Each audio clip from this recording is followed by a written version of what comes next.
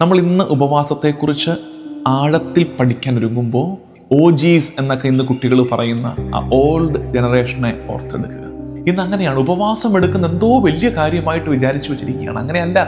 ഉപവാസം നമ്മുടെ സാധാരണ ആത്മീയ ജീവിതത്തിൻ്റെ ഭാഗമാണ്. It's part of our normal spiritual life. നമ്മുടെ ജീവിതത്തിലും വളരെ റിസ്കി ആയിട്ടുള്ള കാര്യങ്ങൾക്ക് ഇറങ്ങിത്തിരിക്കുമ്പോൾ, മുമ്പിൽ ഇരുട്ട് കാണുമ്പോൾ, മരണഭയത്താൽ നമ്മൾ വലയുമ്പോൾ നമ്മൾ എടുക്കേണ്ട ആയുധമാണ് ഉപവാസം.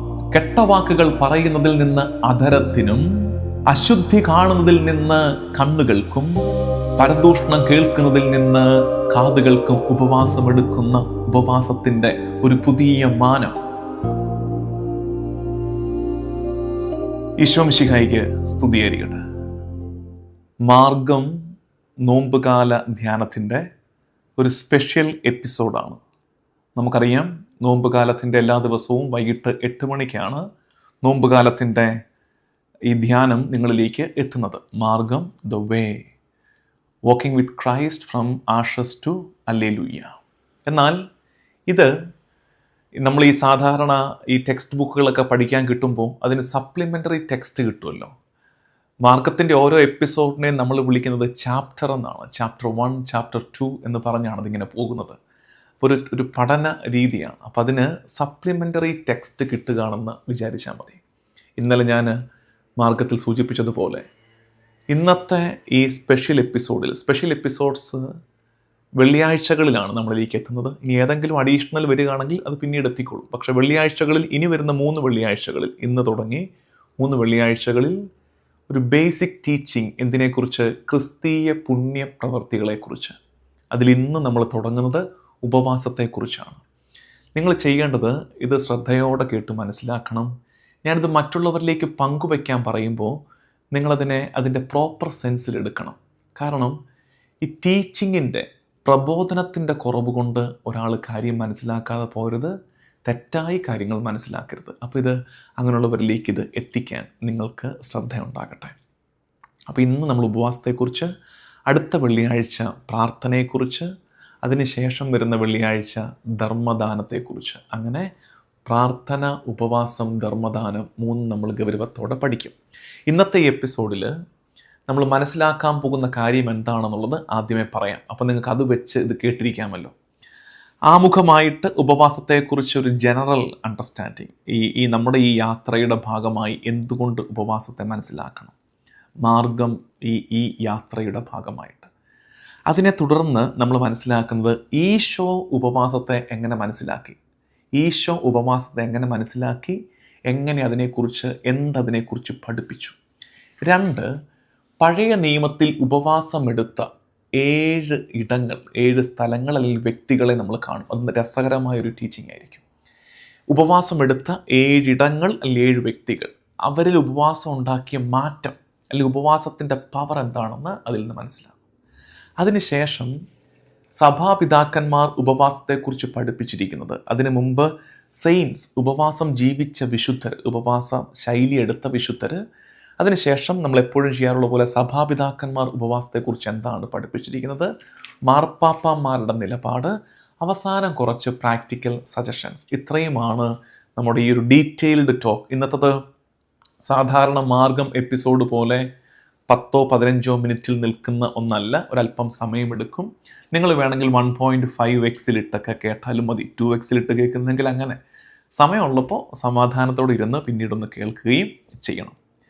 നമ്മുടെ ഈ യാത്രയിൽ, മാർഗം യാത്രയിൽ ഉപവാസത്തിന് വലിയ പ്രാധാന്യമുണ്ട്. കാരണം ഈ യാത്ര സെൽഫ് സെൻറ്റേർഡ്നെസ്സിൽ നിന്ന് നമ്മൾ ഗോഡ് സെൻറ്റേർഡ് ആകുകയാണ്. വളരെ വ്യക്തി കേന്ദ്രീകൃതമായി ജീവിച്ചു പോകുന്ന നമ്മൾ അതിൽ നിന്ന് പുറത്തേക്ക് കടന്ന് കർത്താവിലേക്ക് തിരിയുന്ന യാത്രയാണ് മാർഗം. ഇത് അടിമത്തത്തിൽ നിന്ന് സ്വാതന്ത്ര്യത്തിലേക്കുള്ള യാത്രയാണ്. A journey from slavery to freedom, a journey from noise to desertment. ഒത്തിരി ബഹളമയമായ ഒരിടത്ത് നിന്ന് വിവേചനത്തിലേക്ക്, കർത്താവുമായുള്ള ആലോചനയിലേക്ക് നമ്മൾ നടത്തുന്ന യാത്രയാണ്. ഈ യാത്രയിൽ ഉപവാസത്തിന് അതൊരു ഒരു ഓപ്ഷണൽ ഡിവോഷൻ അല്ല, വേണ്ടവരെടുക്കാം എന്ന് പറയാവുന്നൊരു ഭക്താഭ്യാസമല്ല ഉപവാസം. ഉപവാസം ഇസ് എ പവർഫുൾ വെപ്പൺ. ശക്തിയേറിയ ആയുധമാണ് ഉപവാസം. ഇത് നമുക്ക് എന്താ നമ്മുടെ ജീവിതത്തിൽ കൊണ്ടുവരുന്നത്? അത് നമ്മുടെ വഴിയെ ക്ലിയർ ആക്കും. It will clear our path. നമ്മുടെ വഴികളെ അത് നേരെയാക്കും. നമ്മുടെ ആത്മാവിൻ്റെ മൂർച്ച കൂട്ടും. നമുക്ക് കുറേ കൂടെ ഹൃദയത്തുറവി ലഭിക്കും കർത്താവിലേക്ക് ഉപവാസം എടുക്കുമ്പോൾ. നമ്മൾ ഇന്ന് ഉപവാസത്തെക്കുറിച്ച് ആഴത്തിൽ പഠിക്കാൻ ഒരുങ്ങുമ്പോൾ പ്രത്യേകമായി നമ്മുടെ പഴയ തലമുറയെ ഓർത്തെടുക്കണേ. അവർ ഓൾഡർ ജനറേഷൻ, OGs എന്നൊക്കെ ഇന്ന് കുട്ടികൾ പറയുന്ന ആ ഓൾഡ് ജനറേഷനെ ഓർത്തെടുക്കുക. പ്രത്യേകിച്ച് നമ്മുടെ ഗ്രാൻഡ് പേരൻസിനെയൊക്കെ, നമ്മുടെ മാതാപിതാക്കൾ തന്നെ ഉപവാസത്തിൻ്റെ പാഠങ്ങൾ നമ്മളെ പഠിപ്പിച്ചിട്ടുണ്ടെങ്കിൽ അവരെ ഓർക്കുക. നമ്മുടെ പൂർവിക തലമുറ വിശിഷ്ടമായി കരുതുകയും നമുക്ക് കൈമാറി തരികയും ചെയ്ത അമൂല്യ സമ്പത്താണ് ഉപവാസത്തിൻ്റെ നോമ്പിൻ്റെ ശൈലി. നമ്മുടെ കാലത്ത് നമ്മുടെ തലമുറ അതിനെ ഉപേക്ഷിച്ച് കളയരുതെന്നുള്ള ഒരു ഓർമ്മപ്പെടുത്തൽ കൂടെ ഈ കൂട്ടത്തിൽ. നമുക്ക് ഉപവാസത്തിൻ്റെ അടിസ്ഥാനം കിടക്കുന്നത് മത്തായി 4:4 മത്തായി സുവിശേഷം 4-ാം അധ്യായം 4-ാം വാക്യം. ഈശോ പറയുന്നു, മനുഷ്യൻ അപ്പം കൊണ്ട് മാത്രമല്ല ദൈവത്തിൻ്റെ നാവിൽ നിന്ന് പുറപ്പെടുന്ന ഓരോ വാക്കുകൊണ്ടുമാണ് ജീവിക്കുന്നത്. അതായത് അപ്പത്തിന് മുകളിലും കാര്യങ്ങളുണ്ടെന്ന്. അപ്പത്തിന് മുകളിൽ, ഭക്ഷണത്തിന് മുകളിൽ ദൈവത്തെയും ദൈവവചനത്തെയും വെക്കുന്നതാണ് ഉപവാസം. അങ്ങനെയാണ് മനസ്സിലാക്കേണ്ടത്. കേവലം പട്ടിണി കിടക്കലല്ല ഉപവാസം. ഭക്ഷണത്തിന് മുകളിൽ ദൈവത്തെ, ദൈവവചനത്തെ, ദൈവാരാധനയെ വെക്കുന്നതാണ് ഉപവാസം. ഉപവാസത്തെക്കുറിച്ച് ഈശോയുടെ അപ്രോച്ച് എന്താണ്? ഒന്നാമത്തെ കാര്യം നമ്മൾ മനസ്സിലാക്കേണ്ടത്, ഈശോ ഉപവാസം എടുത്തു. മരുഭൂമിയിലെ പരീക്ഷ വായിക്കണം. ഈശോ ഉപവാസം എടുത്തു. He defeated Satan with fasting and word of God. ഉപവാസം കൊണ്ടും കർത്താവിൻ്റെ വചനം കൊണ്ടുമാണ്, ദൈവവചനം കൊണ്ടുമാണ് ഈശോ പിശാചിനെ തോൽപ്പിച്ചത്. അതുകൊണ്ട് ഉപവാസം കർത്താവ് തന്നെ നമുക്ക് കാണിച്ചു തരുന്ന ശക്തിയേറിയ ആയുധമാണ് പിശാചിനെതിരെ. അടുത്തത്, ഉപവാസത്തെക്കുറിച്ചുള്ള കർത്താവിൻ്റെ മനസ്സെന്താണ്? അത് ഏറ്റവും നന്നായി കർത്താവ് പഠിപ്പിച്ചിരിക്കുന്നത് മത്തായി സുവിശേഷം 6-ാം അധ്യായം 16 മുതൽ 18 വരെയുള്ള വാക്യങ്ങളിലാണ്. മത്തായി 6:16 മുതൽ 18 വരെയുള്ള വാക്യങ്ങൾ തലക്കെട്ട് തന്നെ ഉപവാസം എന്നാണ്. അവിടെ നമ്മൾ 3 കാര്യങ്ങൾ അതിൽ നിന്ന് വേഗം മനസ്സിലാക്കാം. ബൈബിൾ എടുക്കാൻ സാഹചര്യം ഉണ്ടെങ്കിൽ എടുത്തു വെക്കുന്നത് നല്ലതാണ്. ഉപവാസത്തെക്കുറിച്ചുള്ള ഈശോയുടെ മനസ്സ് എന്താണെന്ന് 3 കാര്യങ്ങൾ വെച്ച് നമ്മൾ പറയും. ഒന്നാമത്തത്, നമ്മൾ വായിച്ചു തുടങ്ങുന്ന 16-ാമത്തെ വാക്യം, നിങ്ങൾ ഉപവാസം എടുക്കുമ്പോൾ, വെൻ യു ഫാസ്റ്റ് എന്നാണ്. അതായത് ഈശോ തുടങ്ങുന്നത് ഇഫ് യു ഫാസ്റ്റ് എന്നല്ല, നിങ്ങൾ ഉപവാസം എടുക്കുന്നെങ്കിൽ അല്ല, ഉപവാസം എടുക്കുമ്പോൾ എന്ന് വെച്ചാൽ എന്താ അർത്ഥം? Fasting is assumed. അത് സാധാരണ ആത്മീയ ജീവിതത്തിൻ്റെ ഭാഗമാണെന്ന്. It's part of our normal spiritual life. Don't think that it is something heroic. ഇന്ന് അങ്ങനെയാണ്. ഉപവാസം എടുക്കുന്ന എന്തോ വലിയ കാര്യമായിട്ട് വിചാരിച്ചു വെച്ചിരിക്കുകയാണ്. അങ്ങനെയല്ല. ഉപവാസം നമ്മുടെ സാധാരണ ആത്മീയ ജീവിതത്തിൻ്റെ ഭാഗമാണ്. It's part of our normal spiritual life. രണ്ടാമത്തത്, ഉപവാസത്തെക്കുറിച്ചുള്ള ഈശോയുടെ മനസ്സ്, it is interior not external. അത് കുറേ കൂടെ ആന്തരികതയുടെ വിഷയമാണ് ഉപവാസം, അത് ബാഹ്യപരതയല്ല. അതുകൊണ്ടാണ് ഈശോ പറയുന്നത്, അവർ മുഖം വികൃതമാക്കുന്നു, മറ്റുള്ളവരെ കാണിക്കാൻ വേണ്ടി ഉപവസിക്കുന്നുവെന്ന് അന്യരെ കാണിക്കാൻ വേണ്ടി. ഉപവാസം അല്ലെങ്കിൽ ഏതൊരു ഭക്താഭ്യാസം അതൊരു ഷോ ഓഫ് ആകരുത്, അത് എക്സിബിഷനിസം ആകരുത്. True fasting transforms the heart, not the face. യഥാർത്ഥ ഉപവാസം മാറ്റേണ്ടത് നമ്മുടെ ഹൃദയത്തെയാണ്, മുഖത്തെയല്ല. True fasting transforms the heart, not the face. മൂന്നാമത്തത്, fasting draws father's gaze. Fasting draws father's gaze. അതായത് ഇങ്ങനെയാണ് നമ്മൾ വായിക്കുന്നത്, നീ ഉപവസിക്കുന്നത് അദൃശ്യനായ പിതാവല്ലാതെ മറ്റാരും കാണാതിരിക്കുന്നതിന്. അപ്പോൾ ഉപവസിക്കുമ്പോൾ ആര് കാണുമെന്ന്? പിതാവ് കാണും. പിതാവിൻ്റെ നോട്ടത്തെ ക്ഷണിക്കുന്ന ആത്മീയ അഭ്യാസമാണ് ഉപവാസമെന്ന് ഓർക്കണം. അപ്പോൾ ഇതിനകത്ത് പ്രതിഫലത്തെക്കുറിച്ച് പറയുന്നുണ്ട്. പിതാവ് പ്രതിഫലം നൽകും. ഉപവാസം എടുക്കുന്ന കർത്താവിൻ്റെ മകൾക്ക് കർത്താവ് നൽകുന്ന പ്രതിഫലം എന്നറിയാമോ? ഒന്ന്, ക്ലാരിറ്റി. ജീവിതത്തിന് വ്യക്തത ലഭിക്കും. കുറേ കൂടെ നടന്നുകൊണ്ടിരിക്കുന്ന കാര്യങ്ങളെക്കുറിച്ച് നമുക്കൊരു ക്ലാരിറ്റി കിട്ടും. 2, ഇൻറ്റിമസി വിത്ത് ഗോഡ്. കർത്താവുമായി നമ്മൾ കൂട്ടായ്മയിലാകും, അടുത്ത ബന്ധത്തിലേക്ക് പ്രവേശിക്കും. 3, ഇന്നർ ഫ്രീഡം. ഒരു ആന്തരിക സ്വാതന്ത്ര്യം നമ്മൾ അനുഭവിക്കാൻ തുടങ്ങും ഉപവാസം എടുക്കുമ്പോൾ. അപ്പോൾ ഉപവാസത്തിൻ്റെ പ്രതിഫലം അതാണെന്ന് മനസ്സിലാക്കണം. ഈശോ ഉപവാസത്തെക്കുറിച്ച് പഠിപ്പിച്ചിരിക്കുന്ന മറ്റൊരു കാര്യം മർക്കോസ് സുവിശേഷം 9:29 ഉപവാസം നമുക്ക് നൽകുന്ന ഒരു ആത്മീയ അധികാരത്തെക്കുറിച്ച്, സ്പിരിച്വൽ അതോറിറ്റിയെക്കുറിച്ച് കർത്താവ് പറയുന്നുണ്ട്. ഉപവാസവും പ്രാർത്ഥനയും കൂടാതെ ഈ വർഗം പുറത്തു പോകില്ല. അതായത് നമ്മുടെ ജീവിതത്തിൽ ചില പ്രത്യേക സാഹചര്യങ്ങളിലൂടെയാണ് കടന്നു പോകുന്ന അഡിക്ഷൻസ്, ചില കൈൻഡ് ഓഫ് ലഹരി, അത് എന്തുമാകാം. അത്തരം ലഹരി അഡിക്ഷൻസ് ഉണ്ടെങ്കിൽ അതിൽ നിന്ന് പുറത്തു കടക്കാൻ ഉപവാസം നമ്മളെ ഹെൽപ്പ് ചെയ്യും. പേഴ്സിസ്റ്റൻറ്റ് സിൻസ്, തഴക്കദോഷങ്ങൾ, ചില പാപങ്ങൾ രൂഢമൂലമായി നമ്മളിൽ കയറിയിരിക്കുകയാണ്, ഇറങ്ങിപ്പോകുന്നില്ല. അതിൽ നിന്ന് പുറത്തിറങ്ങാൻ ഉപവാസം നമ്മളെ സഹായിക്കും. 3, ചില ഫാമിലി ബോണ്ടേജസ്, കുടുംബങ്ങളിൽ തന്നെയുള്ള ചില അടിമത്തങ്ങൾ, അതിൽ നിന്ന് സ്വാതന്ത്ര്യം അനുഭവിക്കാൻ ഈ ഉപവാസം നമ്മളെ സഹായിക്കും. ഡീപ്പ് വൂൺസ്, ആഴമേറിയ മുറിവുകൾ, നമുക്ക് പൂർവ്വകാലം നമ്മളെ ഏൽപ്പിച്ച മുറിവുകളിൽ നിന്ന് ഒരു വിടുതലിന്, സൗഖ്യത്തിന് ഉപവാസം നമ്മളെ സഹായിക്കും. ഇത്രയുമാണ് ഉപവാസത്തെക്കുറിച്ചുള്ള ഈശോയുടെ മനസ്സ്. ഇനി നമ്മൾ പഴയ നിയമത്തിൽ ഉപവാസമെടുത്ത 7 വ്യക്തികളിലേക്ക് അല്ലെങ്കിൽ ഇടങ്ങളിലേക്ക്, ചിലത് നേരെ വ്യക്തികളാകണമെന്നില്ല, സമൂഹമായിരിക്കും, ചിലപ്പോൾ ഉപവാസത്തെക്കുറിച്ചൊരു പഠിപ്പീരായിരിക്കും. അങ്ങനെ 7 ഇൻസ്റ്റൻസസ് നമ്മൾ ഒരുമിച്ച് ധ്യാനിക്കാൻ പോവുകയാണ് പഴയ നിയമത്തിലെ ഉപവാസം. 1, മോശ ഉപവാസം എടുത്തു. മോശയുടെ ഉപവാസം നമ്മൾ കാണുന്നത് the book of Exodus chapter 34:28. പുറപ്പാട് പുസ്തകം 34:28 നമ്മൾ കാണുന്നു മോശ ഉപവാസം എടുത്തു. മോശയുടെ ഉപവാസത്തിൻ്റെ പ്രത്യേകത, ആ ഉപവാസം 40 നാള് മോശയെടുത്ത ഉപവാസം സ്വർഗം തുറക്കാൻ കാരണമായി. ഈ 40 ദിവസത്തെ ഉപവാസത്തിന് ശേഷമാണ് മോശ നിയമം സ്വീകരിച്ചത്. He received law. അതായത് ഫാസ്റ്റിംഗ് പ്രിസീഡ്സ് ഡിവൈൻ റെവലേഷൻ. ദൈവിക വെളിപാടിന് മുമ്പ് ഒരു ഉപവാസത്തിൻ്റെ കാലമുണ്ട്. തിരിച്ചിന്തിക്കാം. Fasting is followed by divine revelation. ഉപവാസത്തിന് ശേഷം ഒരു ദൈവിക വെളിപാട് നമുക്ക് ലഭിക്കും. 1, മോശ. വളരെ വേഗത്തിലാണ് ഞാൻ പറഞ്ഞു പോകുന്നത്, നിങ്ങൾ നോട്ട് ചെയ്ത് വെച്ചിട്ട് പിന്നെ സമാധാനത്തോടെ വായിച്ചാലും മതി. ഇതൊത്തിരി പറയാനുണ്ട്, പക്ഷെ അത്രയും പരത്തി പറഞ്ഞാൽ ഇത് ഇന്നെങ്ങും തീരില്ല. അതുകൊണ്ടാണ് വേഗം മെൻഷൻ ചെയ്ത് പോകുന്നത്. നിങ്ങൾക്കതിൻ്റെ ഗൗരവം മനസ്സിലായാൽ മതിയല്ലോ എന്ന് വിചാരിച്ചിട്ടാണ്. 2, ജോയേൽ പ്രവാചകന്റെ പുസ്തകം 2:12 നമ്മൾ കാണുന്നു, കർത്താവ് അരുളി ചെയ്യുന്നു, ഇപ്പോഴെങ്കിലും ഉപവാസത്തോടും വിലാപത്തോടും നെടുവീർപ്പോടും കൂടെ നിങ്ങൾ പൂർണ്ണ ഹൃദയത്തോടെ എൻ്റെ പക്കലേക്ക് മടങ്ങി വരുവിൻ. അതായത് ഉപവാസം അനുതാപത്തിൻ്റെ, മാനസാന്തരത്തിൻ്റെ സൈനാണ്. ഉപവാസം എടുത്ത് പ്രാർത്ഥിക്കുന്നത് ഉടഞ്ഞുപോയ ഉടമ്പടിയെ, കവനന്റിനെ വീണ്ടും കൂട്ടിച്ചേർക്കുകയാണ്. കർത്താവുമായുള്ള ബന്ധത്തെ വീണ്ടും വിളക്കി ചേർക്കുന്ന ശുശ്രൂഷയായിട്ട്, അതിൻ്റെ എക്സ്പ്രഷനായിട്ട് എന്തിനെ മനസ്സിലാക്കാൻ പറ്റും? ഉപവാസത്തെ മനസ്സിലാക്കാൻ പറ്റും. ഇത് ജോയേൽ 2:12. 3, ഒരു സമൂഹം മുഴുവൻ ഉപവസിക്കുകയും, ഒരു കമ്മ്യൂണൽ ഫാസ്റ്റിംഗ്, സമൂഹം മുഴുവൻ ഉപവസിക്കുകയും അത് ചരിത്രത്തെ തന്നെ മാറ്റിമറിക്കുകയും അത് ദൈവത്തിൻ്റെ മനസ്സിനെ മാറ്റുകയും ചെയ്ത ഒരു ഉപവാസമുണ്ട്. അതേതാണ്? അത് 3 ഉപവാസം.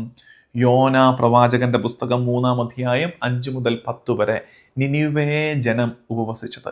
3 ഉപവാസത്തിന് അത് നമ്മളെ പഠിപ്പിക്കുന്നത് ഉപവാസത്തിന് ദൈവത്തിൻ്റെ മനസ്സ് മാറ്റാൻ പറ്റും.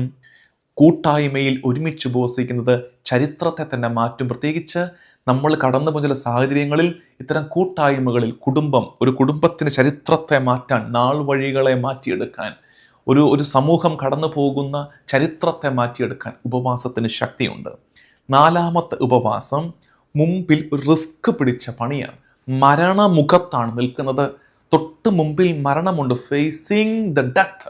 മരണത്തെ ഫേസ് ചെയ്യുന്ന നേരത്ത്, റിസ്ക് പിടിച്ചൊരു നേരത്ത് എടുത്ത ഒരു ഉപവാസം. അതാണ് എസ്തേറിൻ്റെ ഉപവാസം. അത് നമ്മൾ കാണുന്നത് എസ്തേറിൻ്റെ പുസ്തകം 4:16. എസ്തേർ 4:16.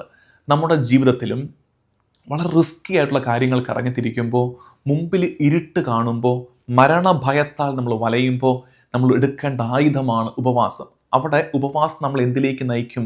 Courage and deliverance.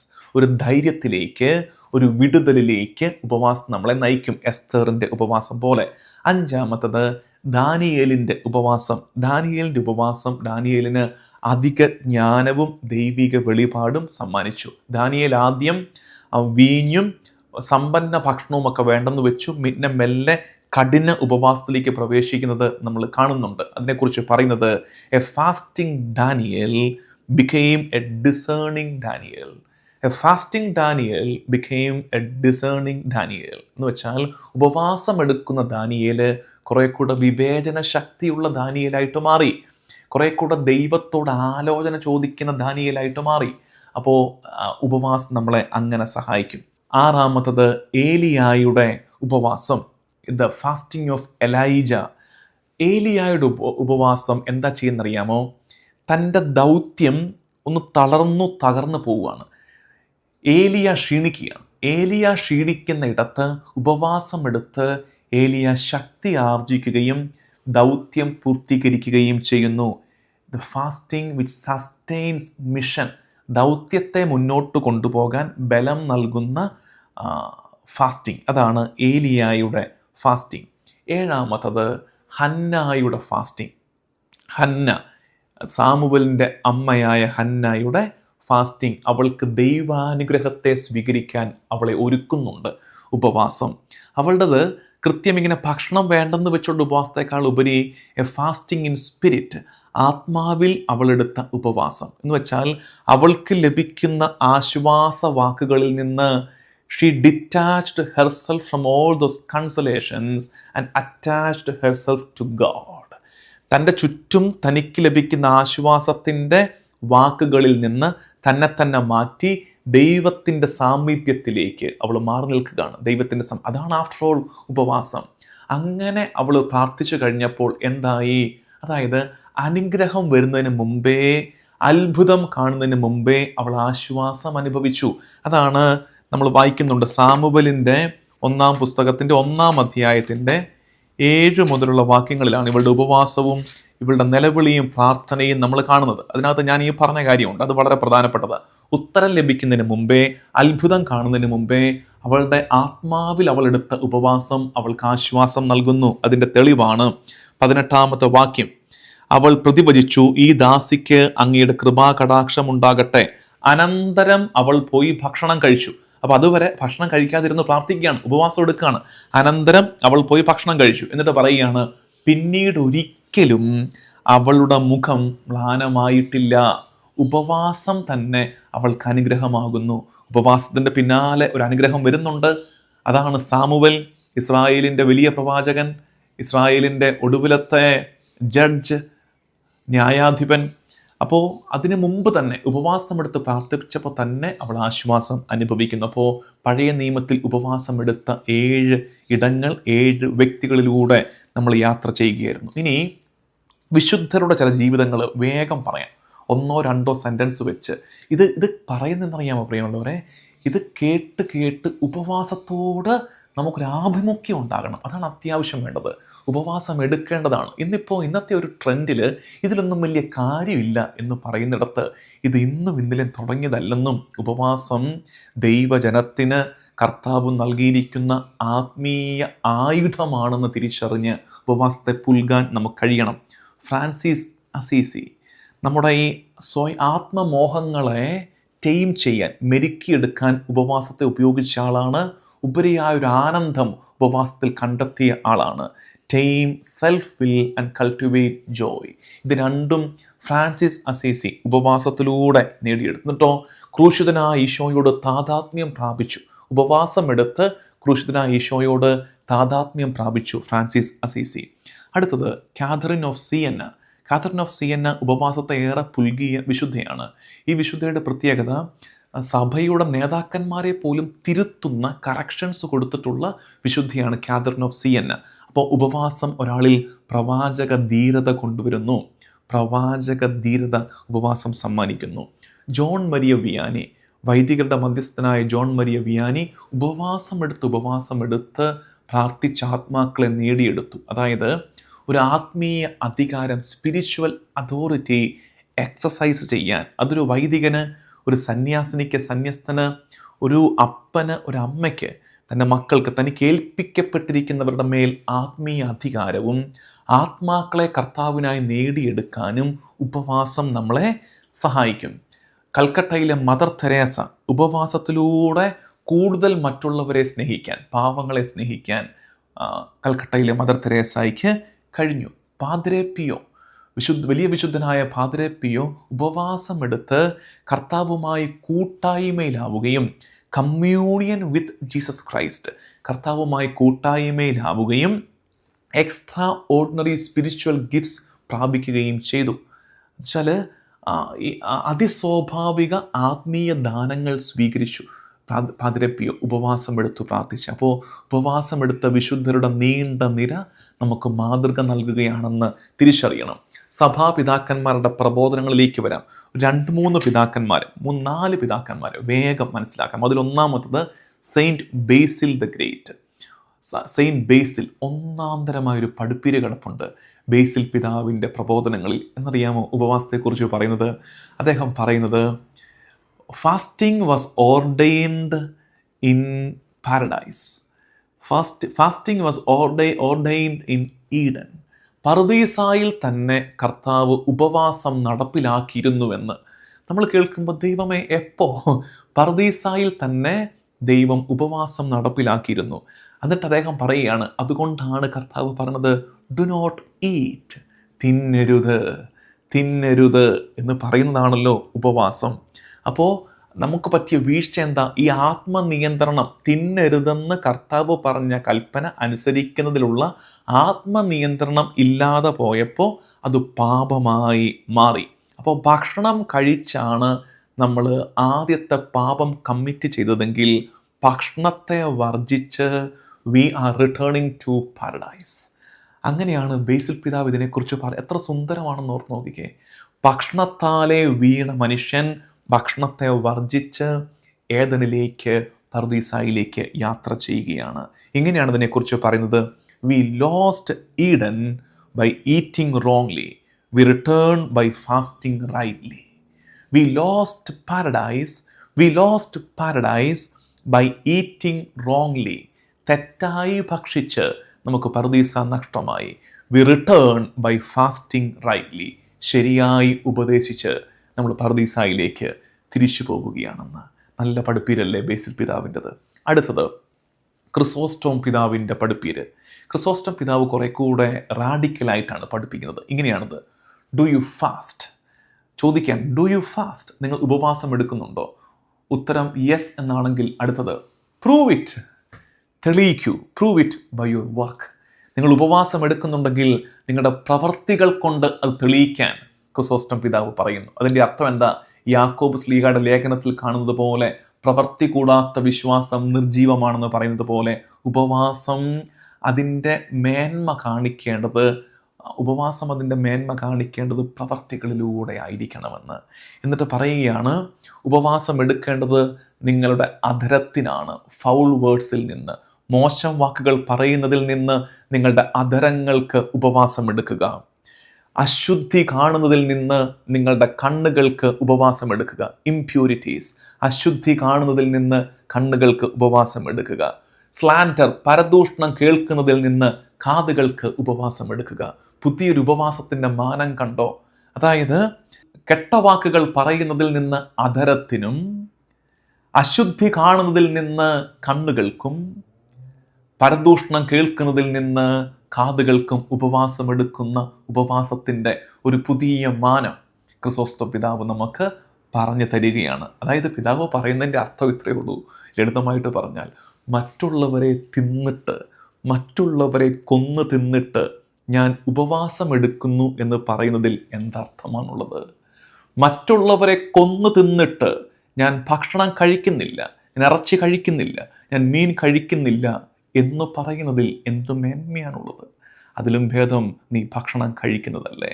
മറ്റുള്ളവരെ കൊന്നു തിന്നാതിരിക്കണം, കെട്ടവാക്ക് പറയാതിരിക്കണം, അശുദ്ധി കാണാതിരിക്കണം, പരദൂഷണം കേൾക്കാതിരിക്കണം. അത് ഉപവാസമാണെന്ന് ഓർക്കണം.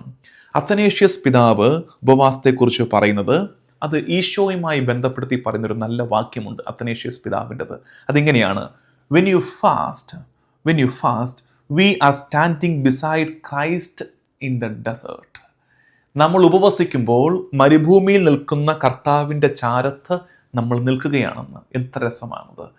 നമ്മൾ ഉപവസിക്കുമ്പോൾ മരുഭൂമിയിൽ നിൽക്കുന്ന ഈശോയുടെ, ഉപവാസം എടുത്ത് പ്രാർത്ഥിക്കുന്ന ഈശോയുടെ ചാരത്ത് നിൽക്കുകയാണ്. അപ്പോൾ ഉപവാസം നമ്മളെ ഈശോയുമായി കൂട്ടായ്മയിലാക്കുമെന്ന് എഫ്രൈം പിതാവ്, സുറിയാനി സഭാപിതാവായ അപ്രൈം പിതാവ് പഠിപ്പിക്കുന്നത്, fasting is the sword that slays sin.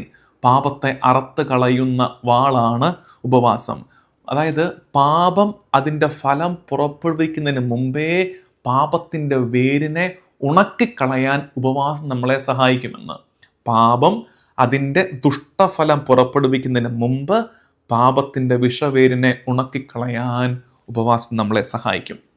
സഭയുടെ പഠിപ്പീരുകളിൽ കാറ്റഗിസം ഓഫ് ദ കാത്തലിക് ചർച്ചിൽ പ്രത്യേകിച്ച് ഉപവാസത്തെക്കുറിച്ച് ഡീറ്റെയിൽഡായിട്ട് പലയിടങ്ങളിലും പറഞ്ഞിട്ടുണ്ട്. CCC 1434 പറഞ്ഞിരിക്കുന്നത് ഇതൊരു ഓപ്ഷണൽ ഡിവോഷൻ അല്ല, വേണമെങ്കിൽ ചെയ്യാം എന്നുള്ളതല്ല, മറിച്ച് ഇത് ഇൻറ്റീരിയർ പെനൻസ് ആണ്. നമ്മുടെ മാനസാന്തരത്തിൻ്റെ, അനുതാപത്തിൻ്റെ എക്സ്പ്രഷനാണ് ഉപവാസം. CCC 2043 അതിന് ഒരു എക്ലേസിയൽ ഒബീഡിയൻസിൻ്റെ മാനം പറഞ്ഞു കൊടുക്കുന്നുണ്ട്. അതായത് ഇത് സഭാത്മകമായ ഒരു അനുസരണത്തിൻ്റെ വിഷയം കൂടിയാണ്. നമുക്കറിയാം തിരുസഭയുടെ കൽപ്പനകളിൽ 4-മത്തത് ഉപവാസത്തെക്കുറിച്ചാണെന്ന് ഓർക്കണേ. CCC 1387 പരിശുദ്ധ കുർബാന അർപ്പണത്തിന് മുമ്പ് നമ്മൾ എടുക്കേണ്ട ഉപവാസത്തെക്കുറിച്ച് പഠിപ്പിക്കുന്നുണ്ട്. മാർപ്പാപ്പാമാർ, പ്രത്യേകിച്ച് സമീപകാലത്തെ മാർപ്പാപ്പാമാർ ഉപവാസത്തെക്കുറിച്ച് ഒത്തിരി പഠിപ്പിച്ചിട്ടുണ്ട്. ഫ്രാൻസിസ് മാർപ്പാപ്പ പറയുന്നത് ഫാസ്റ്റിംഗ് ഫ്രീസ് അവർ ഹാർട്ട്. നമ്മുടെ ഹൃദയത്തെ അത് സ്വതന്ത്രമാക്കുന്നു. കുറെ കൂടെ സ്നേഹിക്കാൻ ഉപവാസം നമ്മളെ സഹായിക്കും. ബെനഡിക്ട് 16 മാർപ്പാപ്പ പഠിപ്പിക്കുന്നത് ഉപവാസം എഡ്യൂക്കേറ്റ്സ് അവർ ഡിസയേഴ്സ്. നമ്മുടെ മോഹങ്ങളെ മെരുക്കാൻ, അതിനെ പരിശീലിപ്പിക്കാൻ ഉപവാസം നമ്മളെ സഹായിക്കും. John Paul second theology of body, അതായത് ശരീരത്തിൻ്റെ ദൈവശാസ്ത്രത്തെക്കുറിച്ച് ഏറെ പഠിപ്പിച്ചിട്ടുള്ള മാർപ്പാപ്പയാണ് ജോൺ പോൾ സെക്കൻഡ് പറയുന്നത് ഉപവാസം ആത്മദാനമാണ്, സെൽഫ് ഗിഫ്റ്റാണ്. ദൈവത്തിന്, സഹോദരങ്ങൾക്ക് നമ്മുടെ ഉടലിനെ, നമ്മുടെ ദേഹത്തെ സമ്മാനമായി നൽകുന്ന ആത്മീയ ശുശ്രൂഷയാണ് ഉപവാസമെന്ന്. പ്രിയമുള്ളവരെ, ഇത്രയും കാര്യങ്ങൾ ഉപവാസത്തെക്കുറിച്ച് നമ്മൾ പഠിക്കുകയായിരുന്നു. ഒറ്റ കേൾവിയിലെല്ലാം മനസ്സിലായിട്ടുണ്ടാകില്ല അല്ലേ? എന്നാൽ സാറില്ല, ഒന്നുകൂടെ കേൾക്കാൻ സമയമുള്ളവർ കേൾക്കുക, അത് കുറിച്ചെടുക്കാൻ പറ്റുന്നവർ കുറിച്ചെടുക്കുക. നമുക്കൊരു ഘടന ഉണ്ടായിരുന്നു, അതുകൊണ്ട് നിങ്ങൾക്കൊരു ക്ലാരിറ്റിയുടെ പ്രശ്നം ഉണ്ടാകില്ല. ഒന്ന് ശ്രദ്ധിച്ചാൽ കാര്യം മനസ്സിലാക്കാൻ പറ്റും. ഇനിയിപ്പോൾ നമ്മൾ ഉപവാസത്തിൻ്റെ 1-2 പ്രാക്ടിക്കൽ കാര്യങ്ങൾ പറഞ്ഞു തരട്ടെ. എന്തൊക്കെയാണ് നമുക്ക് ഉപവാസം എടുക്കാൻ പറ്റുന്നത്? ഇപ്പം എല്ലാവർക്കും ചിലപ്പോൾ ഈ മരുന്ന് കഴിക്കുന്നവർക്ക്, അല്ലെങ്കിൽ അങ്ങനെ ആരോഗ്യ ക്ലേശം അനുഭവിക്കുന്നവർക്ക് ഭക്ഷണത്തിൻ്റെ ഉപവാസം എടുക്കാൻ പറ്റണമെന്നില്ല. ഞാനൊരു 4 മെത്തേഡ്സ് പറഞ്ഞു തരാം. ഉപവാസം എടുക്കേണ്ട ഒരു 4 മെത്തേഡ്സ്. ഇതിൽ കൂടുതൽ മെത്തേഡ്സ് ഉണ്ടാകാം. ഇതിപ്പോൾ തൽക്കാലം 4 എണ്ണമെങ്കിലും പഠിച്ചാൽ അത്രയും ആയല്ലോ. ഒന്നാമത്തത് ഫുഡ് ഫാസ്റ്റിംഗ്, ഭക്ഷണത്തിൻ്റെ വർജനം, അതൊരു ഉപവാസത്തിൻ്റെ രീതിയാണ്. 2 ടൈം ഫാസ്റ്റിംഗ്, സമയത്തിന് ഫാസ്റ്റിംഗ് എടുക്കാം, ഉപവാസം എടുക്കാം. അതെങ്ങനെയാണത്? സൈലൻസിലിരിക്കുമ്പോൾ, സമയം ബാക്കി തിരക്കിന്നൊക്കെ ഒന്ന് മാറിയിരിക്കുമ്പോൾ നമ്മൾ സമയത്തിന് ഉപവാസം എടുക്കുകയാണെന്ന് ഓർക്കണം. 3-മത്തത് ഡിസയർ ഫാസ്റ്റിംഗ്. എൻ്റെ ആഗ്രഹങ്ങൾക്ക് ഞാൻ ഉപവാസം എടുക്കുന്നു. അതെങ്ങനെയാണ്? അതിൽ പ്രധാനമായിട്ട് കോപിക്കാൻ ഭയങ്കര ആഗ്രഹം, ഉപവാസം എടുക്കുകയാണ്. ഗോസിപ്പിംഗ്, 2 കുറ്റം പറയാൻ ഭയങ്കര ആഗ്രഹമാണ്, പക്ഷേ ഉപവാസം എടുക്കുകയാണ്. Desire fasting. 4-മത്തത് digital fasting. Social media addictions, അല്ലെങ്കിൽ ഒത്തിരി നേരം ഫോൺ ഉപയോഗം, അല്ലെങ്കിൽ TV, എന്തെങ്കിലും അത്തരം അഡിക്ഷൻ, സോഷ്യൽ മീഡിയ, അതിൽ നിന്നിടയ്ക്കൊന്ന് ഫാസ്റ്റിംഗ് എടുക്കാൻ ശ്രദ്ധിക്കണം. ഇനി നിങ്ങൾ ഫാസ്റ്റിംഗ് എടുക്കുമ്പോൾ, ഇപ്പോൾ വെള്ളിയാഴ്ചകളിൽ ഫാസ്റ്റിംഗ് എടുക്കാൻ ഞാൻ ആവശ്യപ്പെട്ടിട്ടുണ്ട് നിങ്ങളോട്. ഫാസ്റ്റിംഗ് എടുക്കുമ്പോൾ 4 കാര്യങ്ങൾ ചെയ്യുന്നുണ്ടെന്ന് ഉറപ്പ് വരുത്തണേ. 4 കാര്യങ്ങൾ ചെയ്യുന്നെന്ന് ഉറപ്പ് വരുത്തണം ഫാസ്റ്റിങ്ങിൽ. അത് കുറേ കൂടെ പ്രാക്ടിക്കലാണ്, നിങ്ങളത് ചെയ്യണം. 1-മത്തത്, നിങ്ങൾ ഫാസ്റ്റിംഗ് എടുക്കുമ്പോൾ പട്ടിണി ഇരിക്കുന്നു എന്നുള്ളതല്ല, മറിച്ച് പ്രാർത്ഥിക്കുന്നെന്ന് ഉറപ്പ് വരുത്തണം. ഒരല്പനേരമെങ്കിലും ഒന്ന് മാറിയിരുന്ന് പ്രയറിന് സമയം കണ്ടെത്തണം ഫാസ്റ്റിങ്ങിൽ. ഉപവാസം എടുക്കുന്ന ദിവസങ്ങളിൽ കേവലം പട്ടിണി കിടന്നാൽ പോരാ, പ്രാർത്ഥന വേണം. 2 സ്ക്രിപ്ചർ വായിക്കണം, ബൈബിൾ വായിക്കണം. ഉപവാസം എടുക്കുന്ന ദിവസം അധികം നേരം ബൈബിൾ വായനയ്ക്ക് വേണ്ടി മാറ്റിവെക്കണം. 3 ഉപവാസം എടുക്കുന്ന എല്ലാ ദിവസവും, ഉപവാസം എടുക്കുമ്പോഴൊക്കെ ചെറുത് മതി, എന്നാൽ ഒരു ചാരിറ്റി ചെയ്യണം. ആർക്കെങ്കിലും ഒരു ചെറിയ നന്മ ഉപവാസം എടുക്കുന്ന ദിവസത്തോട് ചേർത്ത് തന്നെ ചെയ്യണം. 4 ആനന്ദത്തോടെ ഇരിക്കണം. അത് ഉറപ്പുവരുത്തണം. ഉപവാസം എടുക്കുമ്പോൾ ആകപ്പാടെ വാടി തൂങ്ങി എല്ലാവരോടും ദേഷ്യം. ചില ചേച്ചിമാരൊക്കെ ഉപവാസം എടുക്കുമ്പോൾ ചേട്ടന് വീട്ടിലോട്ട് തിരിച്ച് കയറാൻ പേടിയാണ്. കാരണം ചേട്ടൻ എന്ത് അങ്ങോട്ടും ഇങ്ങോട്ടും മാറ്റി വെച്ചാലും ചേച്ചി ദേഷ്യമാണ്. മനുഷ്യ, ഞാൻ രാവിലെ തൊട്ടൊന്നും കഴിച്ചിട്ടില്ല. അപ്പം ചേട്ടന് പറയുന്നത് വല്ലയിടത്ത് കഴിക്കടി, എന്തിനാടി ഇങ്ങനെ. ഉപവാസം എടുക്കുമ്പോൾ ആനന്ദം ഉണ്ടാകണം. ഒരു വീട്ടിലാൾ ഉപവാസം എടുത്താൽ ആ വീട്ടിൽ ആ ദിവസം ആനന്ദത്തിൻ്റെ ദിവസമാകണം. അപ്പോൾ ഈ 4 കാര്യങ്ങൾ പ്രത്യേകം ഓർത്തേക്കണം. ഇത്രയൊക്കെ മതി അല്ലേ? ഇത്രയൊക്കെ മതി. കേട്ടു പ്രാർത്ഥിക്കാം. മാർഗത്തിൻ്റെ നമ്മുടെ ധ്യാനം നടന്നുകൊണ്ടിരിക്കുന്ന പ്രാർത്ഥനയിൽ ഓർക്കുക. അത് മറ്റുള്ളവരിലേക്ക് ഇതും പങ്കുവയ്ക്കാൻ ശ്രമിക്കുക. മുടക്കം കൂടാതെ ഈ ശുശ്രൂഷയിൽ പങ്കെടുക്കുക. ഓർക്കണം, fasting is not to weaken our body. ശരീരത്തെ തളർത്താനല്ല ഉപവാസം എടുക്കുന്നത്, ആത്മാവിനെ ശക്തിപ്പെടുത്താനാണ്. ശരീരത്തെ തളർത്താനല്ല നമ്മൾ ഉപവാസം എടുക്കുന്നത്, ആത്മാവിനെ ശക്തിപ്പെടുത്താനാണെന്നോർത്ത് ഉപവാസത്തിൻ്റെ ആത്മീയ ശൈലി നമുക്ക് ഏറ്റെടുക്കാം. ഇടയ്ക്കൊന്ന് കൈമോശം വന്നു പോയി സാരമില്ല, നമുക്ക് തിരിച്ചു പിടിക്കാം. നമ്മുടെ മക്കളെയും അത് പഠിപ്പിക്കാം, തലമുറകളിലേക്ക് അത് കൈമാറി കൊടുക്കാം. ദൈവനാമത്തിന് മഹത്വമുണ്ടാകട്ടെ. ആമേൻ.